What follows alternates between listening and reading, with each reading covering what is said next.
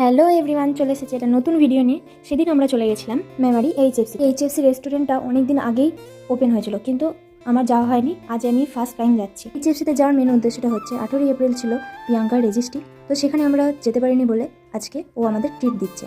ওই যে দেখতে পাচ্ছ চশমা পরে, ওই হচ্ছে প্রিয়াঙ্কা। তো যাই হোক, একদম রেডি হয়ে বেরিয়ে পড়েছিলাম। তো আমাদের ট্রেনে যাওয়ার কথা ছিল, কিন্তু আমরা ট্রেনটা পাইনি, আমরা টোটো করে যাচ্ছি। আর কি জন্য ট্রেনটা পাইনি সেটা লং ভিডিওতে চলে এসেছে, তোমরা গিয়ে দেখে আসতে পারো। যে শুধু আমরা খেতে গেছিলাম তা নয়, আমরা অনেকগুলো কাজ নিয়েও গেছিলাম, তাই আমাদের এইচএফসিতে ঢুকতে অনেকটা লেট হয়ে গেছিলো, মানে সন্ধে হয়ে গেছিলো। তারপরে আমরা চলে আসি এইচএফসির ভেতরে।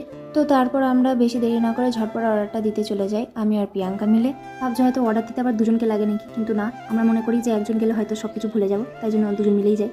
তো যাই হোক, অর্ডার দিয়ে এসে অনেকক্ষণ বসতে হবে, তাই তার মাঝখানে আমাদের মেয়েদের যে মেন কাজ ছবি তোলা, যেটা না করলে একদমই অসম্পূর্ণ। খাবার না এলেও চলবে, কিন্তু ছবি তোলা হচ্ছে মাস্ট। তো সেটাই আমরা সেরে নিচ্ছিলাম। তো ছবি তোলার মাঝখানেও আমাদের নিউ ব্রাইড ওকে একটু ঢং করতেই লাগবে, না হলে ওর খাবার হজম হবে না। তো সেটাই ও করছিল। তো শোনো ও কি বলছিল। আমার নেলস, শখের নেলস, শখের নেলস। আর এটাও দেখাচ্ছে এঙ্গেজ। ওর রিংটা দেখাচ্ছে বিশেষ করে। না রিংটা নয়, আমি যে এঙ্গেজ এটা দেখাচ্ছি। দুদিন পরে এখান থেকে আউট। এইখানে কেউ বসি না। হ্যাঁ ঠিক আছে, কি করবি বলতো? আমি যেখানে বসি সেই চেয়ারটাতে বসবি না। ওর ফটো রাখবো তাও। তো যাই হোক, তোমরা শুনে নিলে এদের কথা। কি বলতো, আমরা যতই হাসি ঠাট্টা করি না কেন, খারাপ তো আমাদের লাগছেই। ওর সাথে আমার সম্পর্ক বলতে গেলে স্কুল লাইফ থেকে। তো সেই মেয়েটার বিয়ে হয়ে যাচ্ছে, একটা সঙ্গী আমাদের তিনজনের থেকে চলে যাচ্ছে, তো খারাপ তো লাগবেই।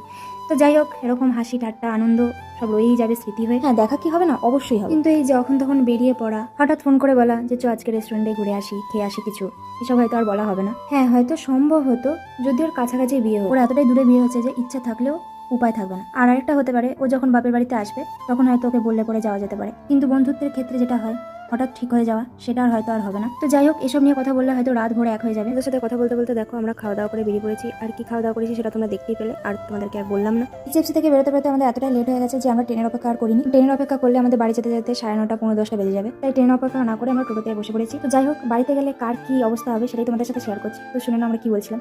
8টা বেজে গেছে, বাড়িতে দেবে একদম ছেঁচে দেবে, ছেঁচে দেবে।